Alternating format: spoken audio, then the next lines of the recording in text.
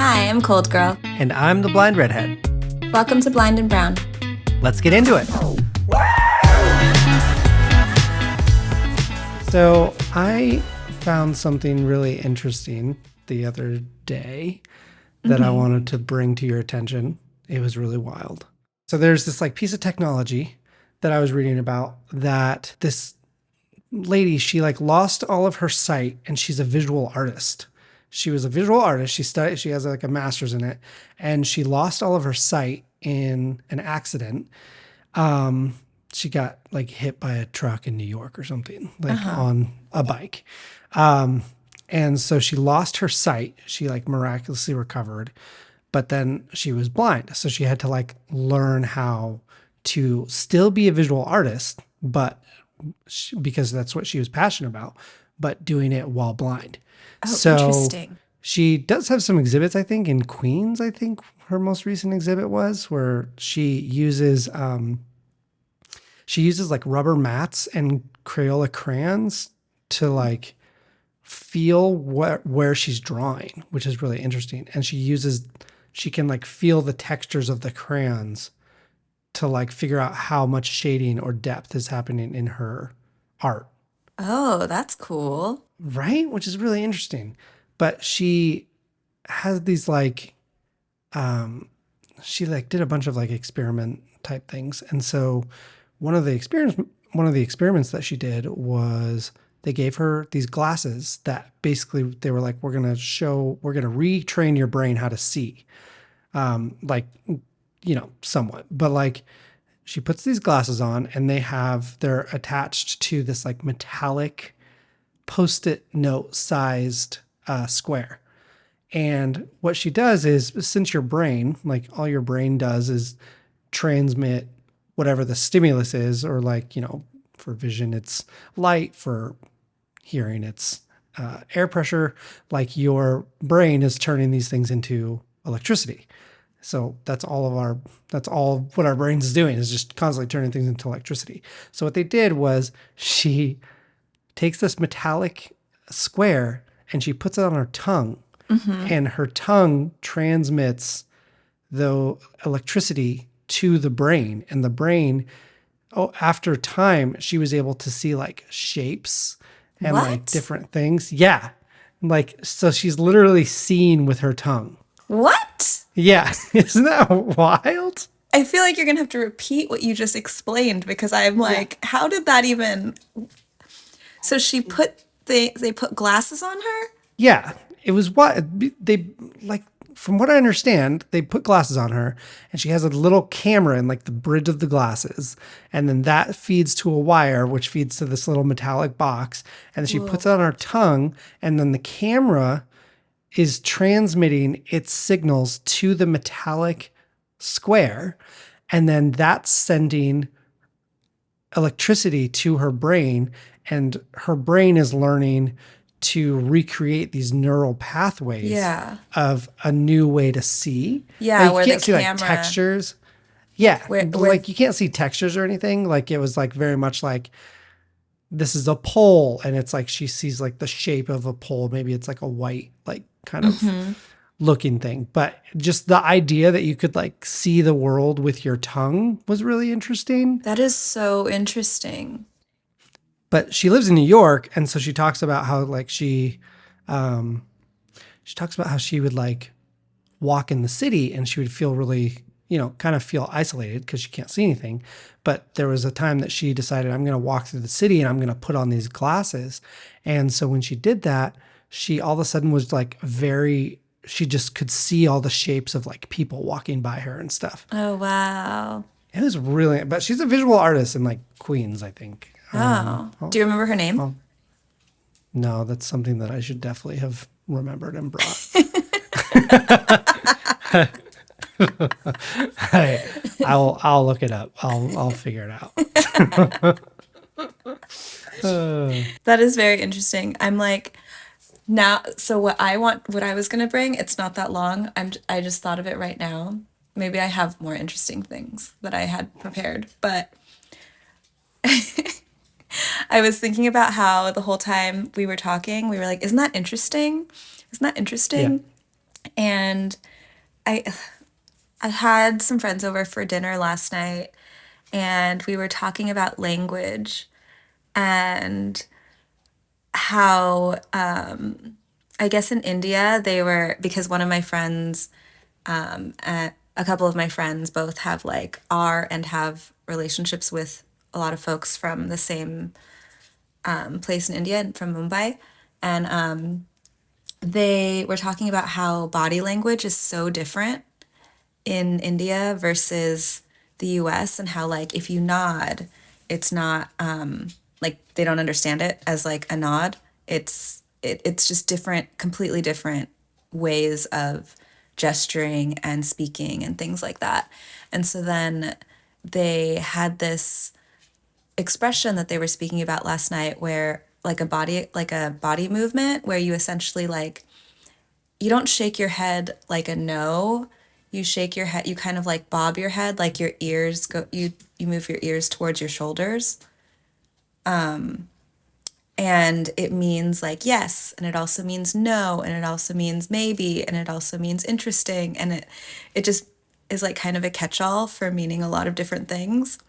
And I might be understanding some of this wrong because I've never been and I don't fully know. The only thing we could find that could be potentially similar in the English language, but then we also like quickly were like, that's not it, was the word interesting. Yeah. Okay. I was actually immediately trying to make that comparison. Yeah. What a catch-all is. Yeah. Yeah, we were like, the only thing that I can think of is interesting. But it's like, depending on who's hearing you say interesting or how you know the person, like whenever I say interesting, people think that I'm being sarcastic, even though I Um, really think it's cool. yeah, that's interesting. No, I actually that's funny because I definitely default to to using the word interesting in a lot of. It's almost like a passive aggressive flag in my life where anytime I don't really have anything to add to the conversation, whether that be because oh what you just said to me was really dumb or I have no interest, I'll be like interesting. Oh, interesting. See? And you Or never yeah, know. Like, yeah. but you all, but it, I think what it is though is that it kind of sounds negative most of the time. Yeah, I can interpret it that way. But Well, I now guess every it time I say it to depends. somebody, I'm going to be like, Do they how did really that think come that I, across? yeah, you're gonna be like, Like, do you actually think that like, because I actually am interested. Like, does it sound yeah. like I am, or did it sound like I wasn't? I don't know. Well, now I'm like, now I'm kind of thinking when somebody says it to me, I'll be like, do you actually think that's interesting, or are you just filling it in? do you, do you, I just, Right? like I said, it's a super passive aggressive flag that I parade around in my everyday life, but I definitely could use that to my advantage. Right. Well, that is fascinating. That's worse. Yeah. Yeah, yeah. No, you're right. That's not bad. Gosh. But that's the interesting thing I brought today. Oh, I like that. I actually like that a lot. Oh man. Well, how have you been? I've been okay. I am currently mad about jobs in general. I've, you know this too, like you also are always mad about jobs. Yes. The fact that we just have to have one or more um, is, Yeah, is I think we both share a dream of just just have like a private investor that just funnels money our way or win the lottery. That'd be fine too. But just have a net cash just that's available and then I can just do whatever I want with my life. yeah, it But would be not be like but not like a stingy rich person. Not like, "Oh, I want to go and experience these really weird things that are curated experiences for white people." Like that's not what I mean. That's not what I want to no, go. that's That's exactly what not I what want I'm to do. saying. I'm just kidding. You're not a white person, so that's fine. I get immediately judged. So you're mad at jobs. What is the fueling your hate fire towards jobs? My hate fire is I have a clock on when I'm going to actually run out of money, and I'm like, oh, I have to actually do this now. And I it's not that I haven't been searching, it's not that I haven't been working. It's just like it's actually there now, you know? And I told my parents. I told them that I had a clock, and so actually it's the parents that are fueling the pressure, really, because I need their approval. Right, as we all do with our parents. Do you approve of me? Do you approve of me? Don't you love me yet? So yeah, so that's what's happening. I made like a table, like well, a friend made a table for me, like a template, and I filled out all the jobs I've applied to, and it actually was just like I sent it to my mom. I think it helped in terms of making it like her being able to see the that I'm actually putting in work, you know, to find work. But it became kind of like now I see it as like kind of a depression sheet. Yeah, yeah, It's like every yeah, time I add a new line item, I'm like, yep, yep. That's where rejected. I'm at. Yep. God, yeah. Yeah. And I don't know what's worse. I don't know if it's worse getting like a rejection email or just not getting anything at all, like where they leave it hanging. I I personally think it's worse not hearing anything at all because at least if I get a rejection letter or email or something, I feel like I'm like, okay, cool. So like you saw it or like I don't know Yeah, because that's I true. That's so true. like I got when I started my job search, I there was a job I applied for and then forgot about it because I had applied for it like 2 months ago. And then I got an email and they're like, hey. And I was like, oh my God, did I get it? Because they don't, I'm like, start your email or in the subject that said, like just start it with unfortunately because that gives me all I need to know whether I want to skip the email or like I feel like I'm having to search through the email to be like did I get this like But I what if the don't. but what if the job sucks and they're like and they're funny and they're like unfortunately you did get the job. Yeah, yeah, that's true. They'd be like, "Oh, you never responded to us." They'd be like, "Well, you started with unfortunately." Yeah, we're that's because that's our vibe. That's the Yeah, vibe. don't do that. Oh, I would love to work for a company like that. Who knows that it I sucks. my favorite rejection letter I ever got was from Hulu because I really wanted to work at Hulu. I would still love to work at Hulu, but I was fresh out of school and I happened to know somebody who had a connection at Hulu and so they were like, "Oh, like I'll pass your resume." And like I actually found that resume the other day and I was like, "God, this resume is like no wonder Hulu didn't hire me. Like why would they hire me?" Like I'm like fresh out of school. I hadn't had the experience in that field at that point to where it is now.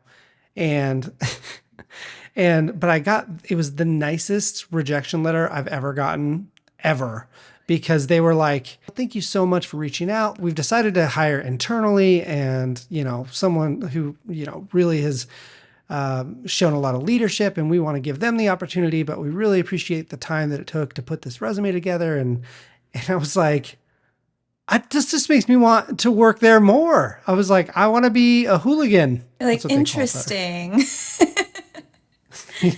Yeah. But yeah, job hunting sucks. I hate it. I feel like you have a lot more pressure with the job hunting right now more than I do. Because like I'm still like interconnected with like I'm still interconnected with like freelance work and that has picked up a lot for us, but like now I'm like okay, now that it's like picking up ish. Yeah, how do I you was transition? Yeah, I there was a job at Apple that I went to apply for, filled out my resume and my cover letter, tailored it to Apple. It was a job that the first job that I had seen at Apple that I was like, Did you use Chat GPT or Gemini? um, I think I punched it up with ChatGPT.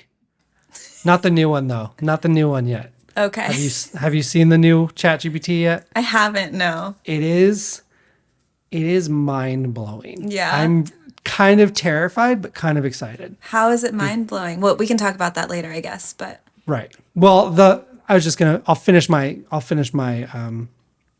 thought, and then we can talk about it. yeah. Basically, I went to apply for this job at Apple, and I'm like, it had been a really long week. It was a Friday, and I was like, I'll apply for this on Saturday. I was like, so I wake up in the morning, I go to apply. I'm like done with all my stuff, and it's like, job no longer available. I was like, the job was up for 5 days. No. And I was just like, God. So now I'm like, well, now I have this super tailored resume to this super specific job.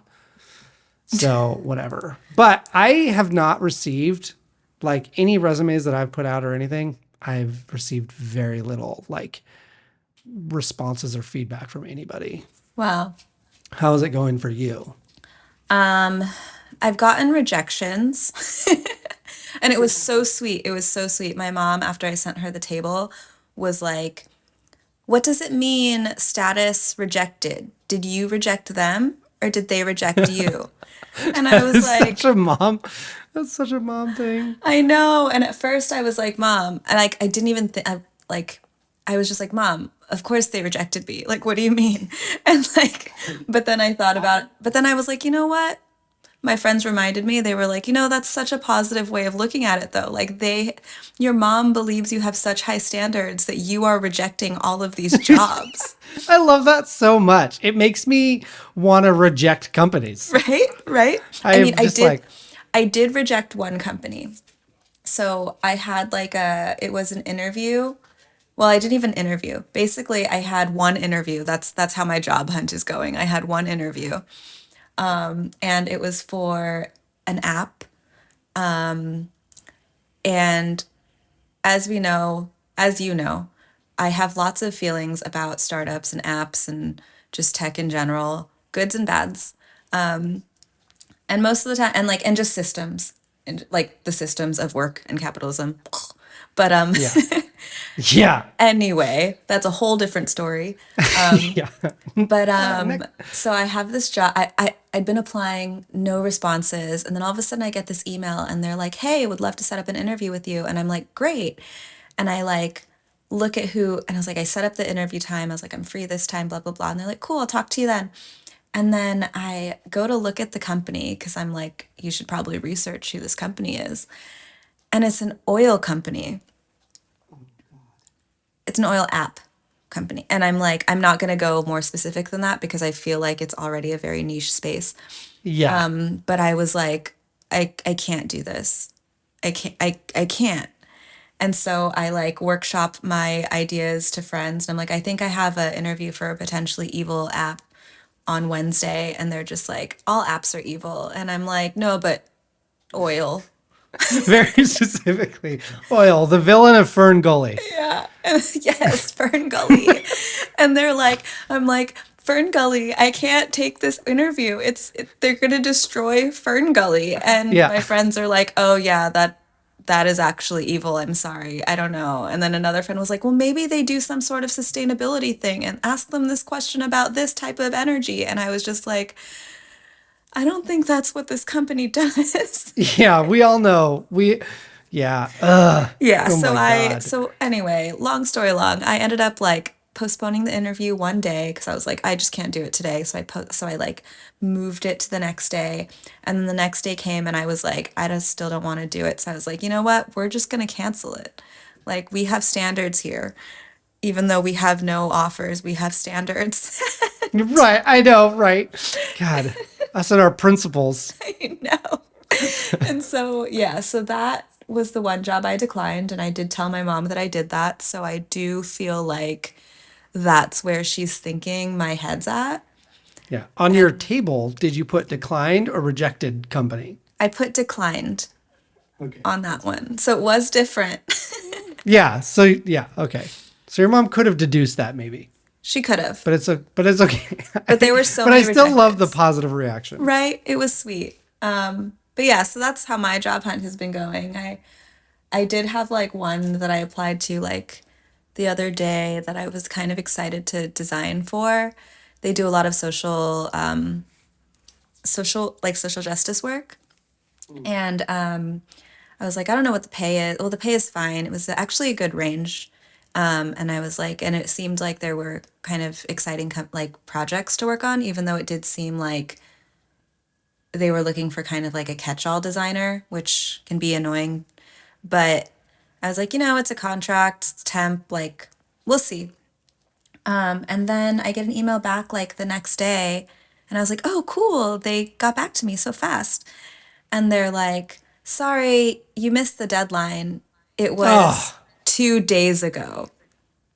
what? And I was No. like, what? So I went back and I looked at the app because I was like, there's no way that there was a deadline on this app because I love when companies put a deadline on apps because it helps me feel good about how I can prepare instead of like crazy rush. It would be helpful for Apple to do that too. That would be cool. Right. Yes. Yeah. But then like, yeah, there was no deadline on the app. They just apparently maybe it just wasn't communicated. I don't know, but there was no deadline on the app part that I read, and I was like, okay, so maybe I'm being gaslit, or maybe it's just confusing. I don't know. Whatever. I didn't get the job, so Yeah. it doesn't really matter, Moral of the story, forget that job. Not doing it. right? This, I'm just well, gonna yeah. I'm just gonna draw cartoons and hope people buy them for money at some point in my life. I mean, thanks for joining our conversation, and we will see you next time. Bye. There. Okay, great. Bye. Bye. You know what? That's it. I'll just be like, bye. See you later. Just real quick, the visual artist I was talking about in the beginning of the episode, her name is Emilie Gassio. You can hear her full story on an episode of Radiolab called Seen in Tongues. Thanks so much for listening. We really appreciate you tuning in. Don't forget to follow us on our socials to stay updated and connect with us between episodes. You can find us on TikTok and Instagram at Blind and Brown Podcast. We'd love to hear your thoughts, so feel free to drop us a message or tag us in your posts. Until next time, take care and thanks for listening.